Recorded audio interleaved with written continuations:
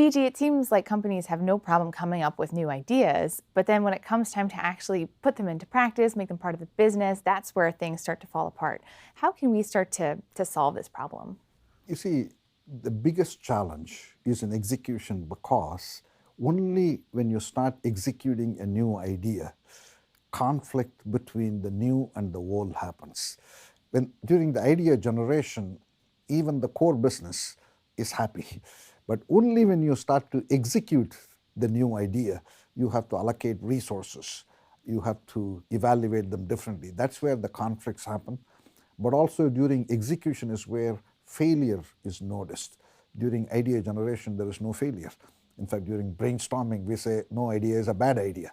But only during execution, there is failure. That's why execution is always at a premium when it comes to innovation.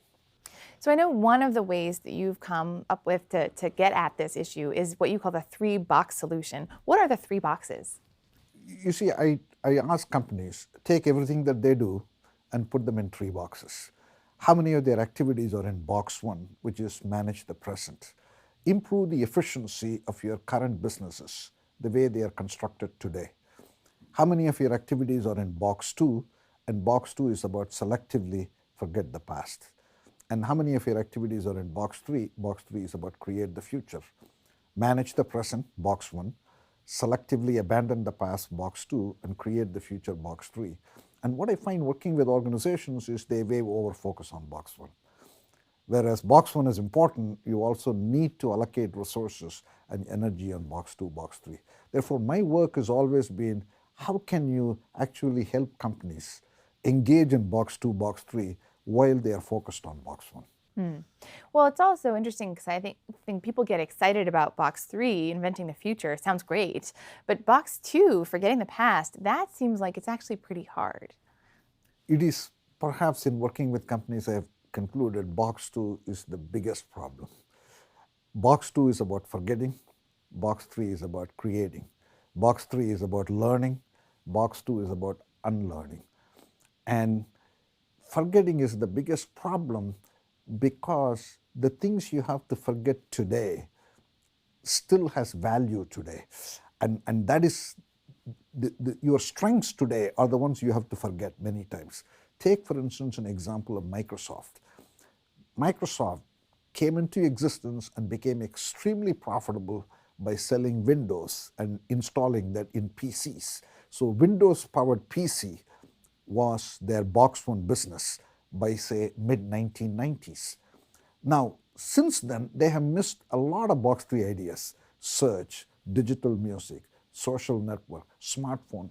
The reason being, if you want to create those ideas, Microsoft has to forget one thing. As devices go handheld, mobile, they have to forget the sales of PCs are likely to decline. The reason it is difficult for them to forget that is that's what is bringing in the revenues today. So your future weaknesses are embedded in your current strengths. That is why forgetting is the biggest challenge. Now, is there something structural that companies like this can do to get better at using the three boxes? How can they sort of get around the challenges there? I think that is the key issue. I have a notion called dominant logic. This is something that C.K. Prahalad introduced. And what dominant logic says is it is the way the company is organized. They recruit people, they design systems. There is a dominant logic that is needed in box one. And that dominant logic really doesn't allow you to go to box three.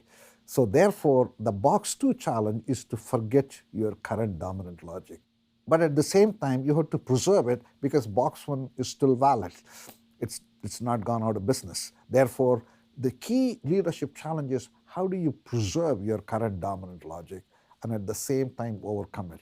This is the problem for Microsoft, that they needed to preserve the dominant logic for Windows-powered PCs, but at the same time, they needed to create new logics that will allow them to participate in these exciting new opportunities.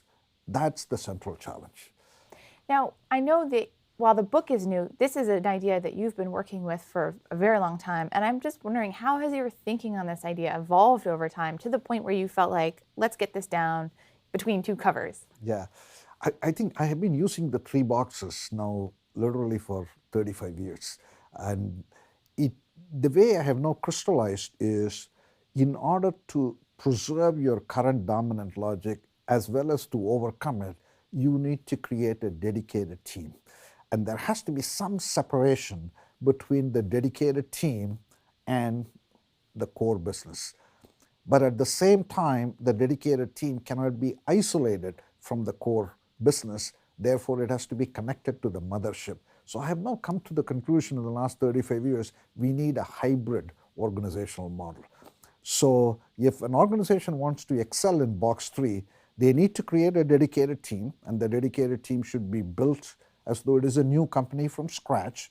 That means you can build new capabilities, you can have new processes, but at the same time, it cannot be isolated. It should be connected to the mothership. If you can successfully build this hybrid organizational model, then you can create a new logic as well as keep your current dominant logic.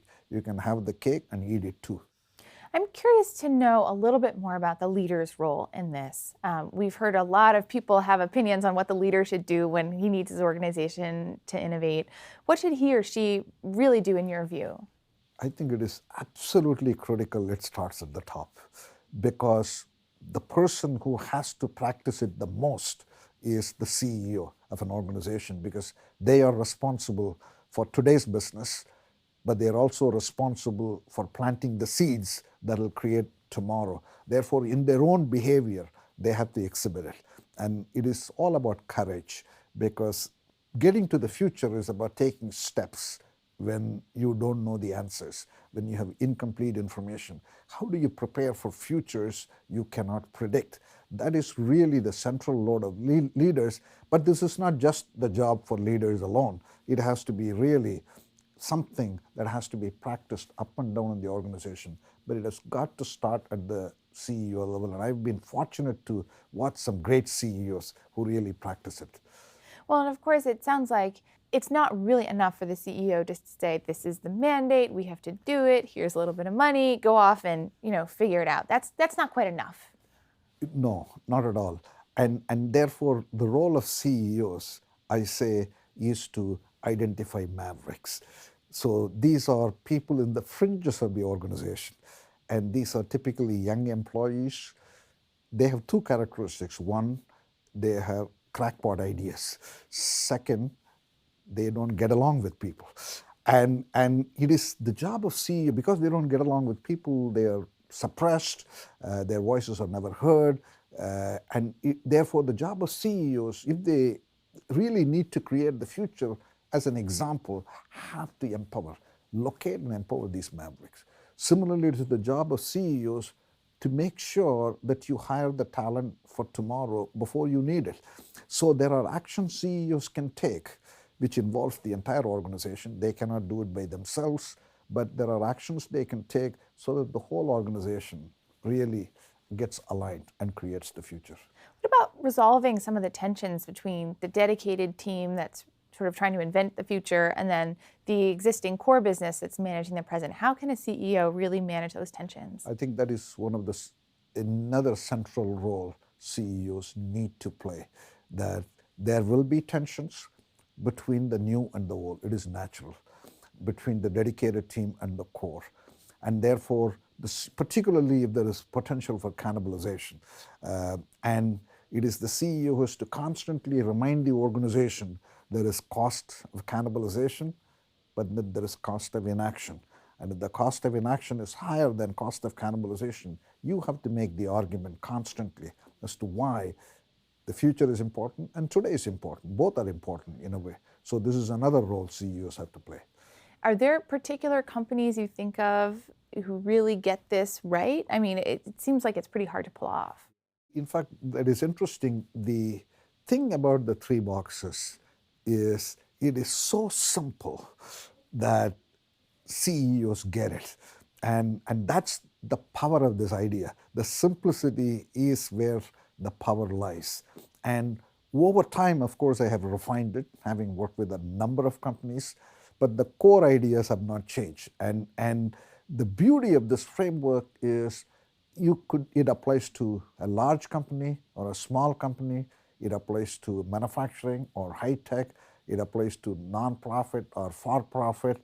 And I cannot say there is a company which is absolutely perfected it. That's the beauty of it, because this is a never-ending process. Simply because you do it right once doesn't mean you can stop and relax. So it's a kind of a never-ending process.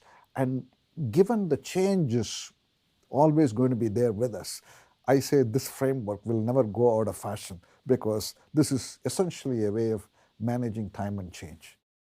Well, Vijay, thank you so much for coming in to talk with us today. Thanks, Sarah.